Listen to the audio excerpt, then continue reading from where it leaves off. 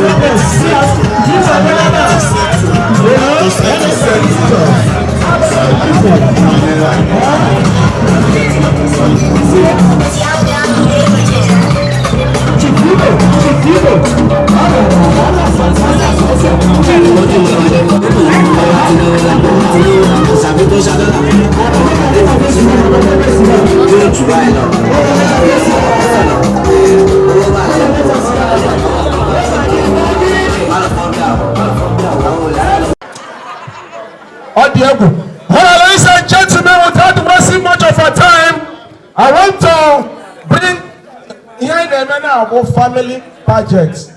So I want to bring the first family. They are going to show us their talent right now. I don't want to call their name. When they come, we know who they are. Family number 1.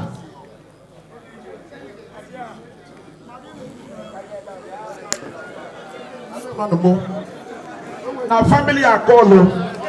I say family number 1. Put your hands together for family number 1.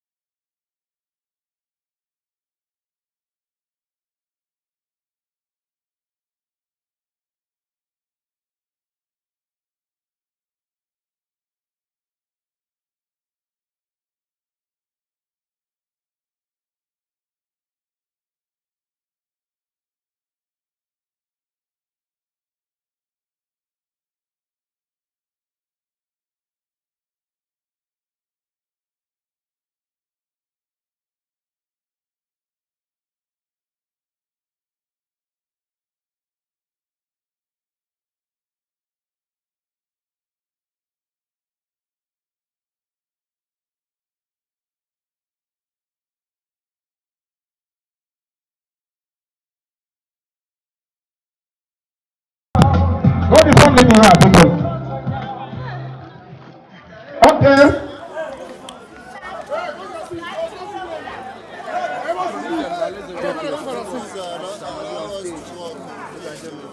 All right, ladies and gentlemen, we have already family number one. That is Ambassador Chief Longinus Anabute, popularly known as Chief Imo Worldwide. Put your hands together for them.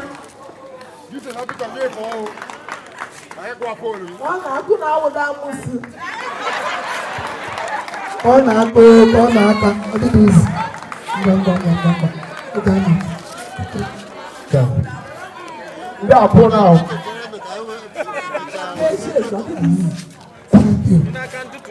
And the next person standing beside Chief Imo is no other person than Honorable Prest. Go back.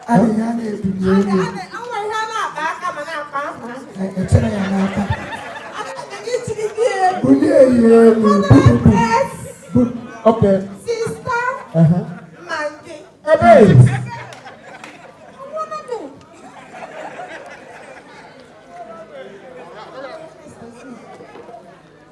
Elizandemo. Wow. Nice to see you, man. Yeah, welcome, man. You want to hear about, man? You want to hear about this up, man? Hey, nice. Man. Yeah, welcome, man. Hello, Jenny. Get the check. Give us seat. Big Onyane Oche. Oh, no. Christmas. Oh, you're welcome. We say make we come see you now. Our brothers and our sister. My mother is from here. She was mothered here. His mother was mothered here. Oh, yeah.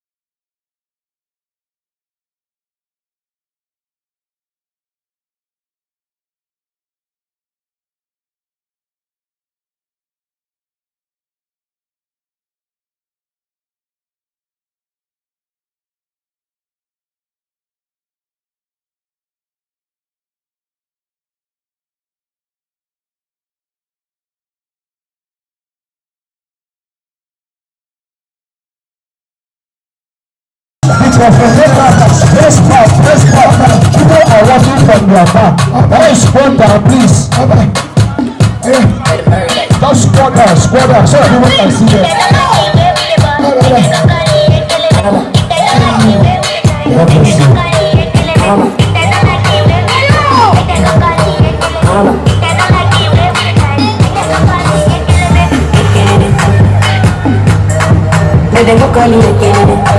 I'm going to have a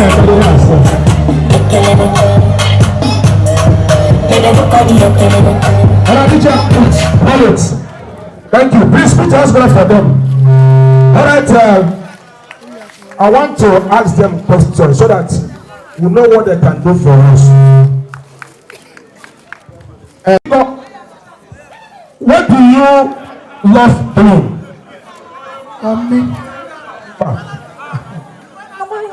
I like us him like dreaming. You like women? I like to make we. I like to course. I will make course.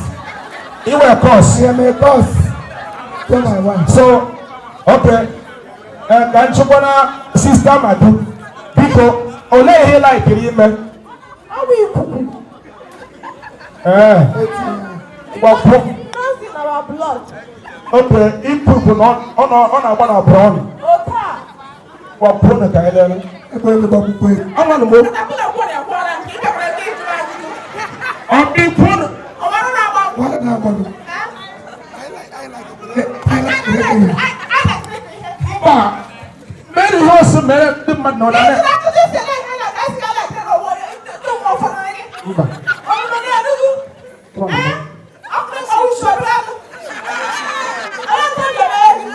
Many can do also.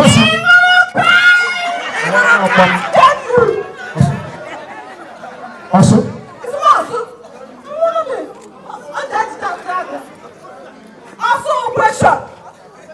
Any problem down on you.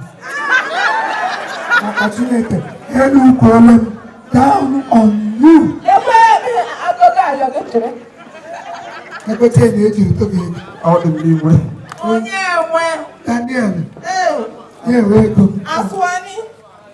Oh, Daniel. Yeah. Yeah, okay. Yeah, okay. I'll go my shop. Ewa mọ̀rọ̀bà àìmọ̀ onye wọ ihe ọ̀hụgụ onwe ile ahụ ọka ihe ọkara atụkọ ụgbọ ọwọ gbachiri ọ na-eme m ọkụ n'aka kemgbe ọgbụole m onye nwanyị nọnyere unu gbachilite n'obi elu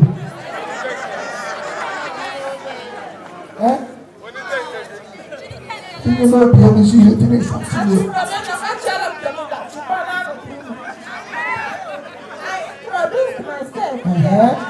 Honorable Ambassadoress Sister Maggie. Thank you.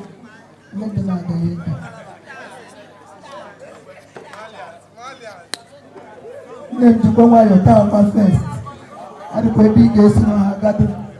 Ha pega tá pede gote até ido sa na no kuti ati ina ga kwa biwe maka ndị amụrụ so gị n'azụ ndị ihe ndị na-azụ agwọ ike ntaba ya ga-awụ otu onye ọrụ n'ezi ọkụ anweta oyi akpọkwuru ya enwere otu onye izu ọgụ na-aza agwọ ndị mmụọ fọrọ ị ga-eme oge ị ga-abido n'isi na-atịla agwọ karịa onye nne m wepụta agwọ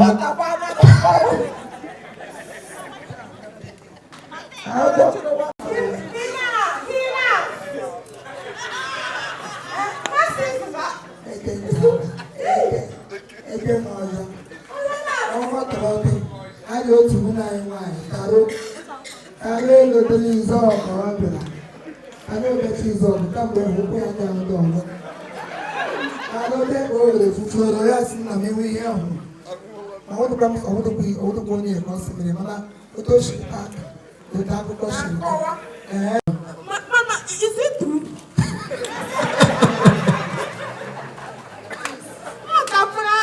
I don't like gossip. Ebe shop. I hope they will have one.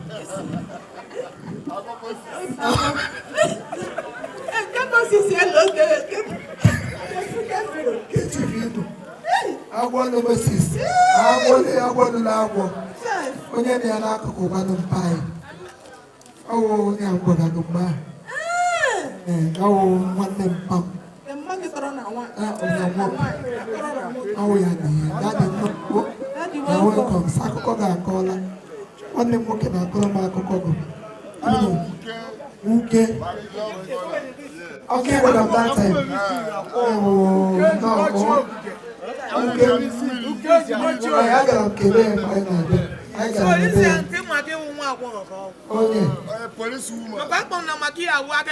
onye amụta onye ukwu ya na ọ kpọrọla mkpọkọ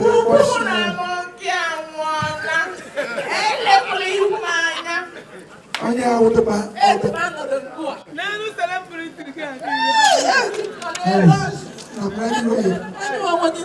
were m ihe mmemme anyị na new year ọnwụ na-ada ọwa m maka m chọrọ ibu Chief, go na arịsị chara na agba magi oyi. Ọgbawụrụ ya taa, ọ tegwule ma na-arọ. Ma mgbe ọ na ọ gara, last China ọ gara, ọ nọ ebe ahụ, sendịara m meseji, si m sendịara magi. Mee gịnị? Nwanne, ịlawago? Oke, nnọọ, madam kwan. Ọ mpa gị bụrụ m na baptizim. Mpage was eze ama ama.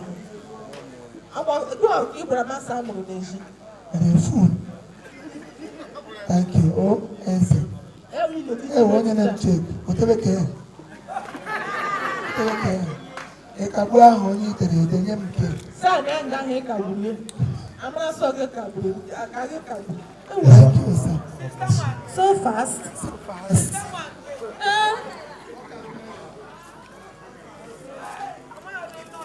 Oyi ntakịrị na ịkọ ga-ala. Anyị na-ehi na snow. N'elu snow ka na-edoro na America. Na o aha gị kwa n'ọnụgwụ Igbo. Aha gị ọwụrụ. Ọkwa n'ibi ka ị ga-aza. Nna ya ibi. Nna ya Papa ibi. Papa gị. Oh, Papa ibi.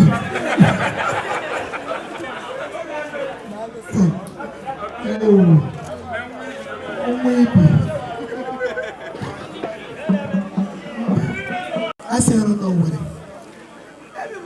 Okay, baby. Let's say baby. Say baby. What bank? You begin at what bank? Yeah. Okay, you begin at what bank?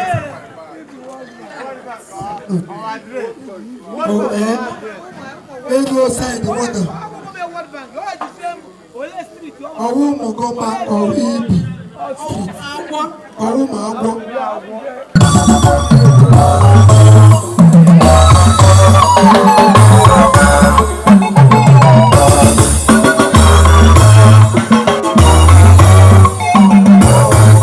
Ebi Chineke dị mma, ụbọchị taa.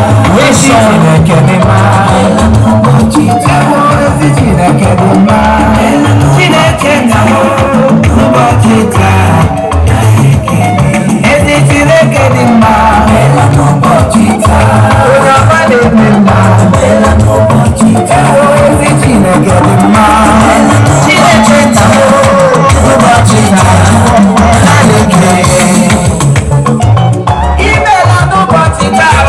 Yes, sir.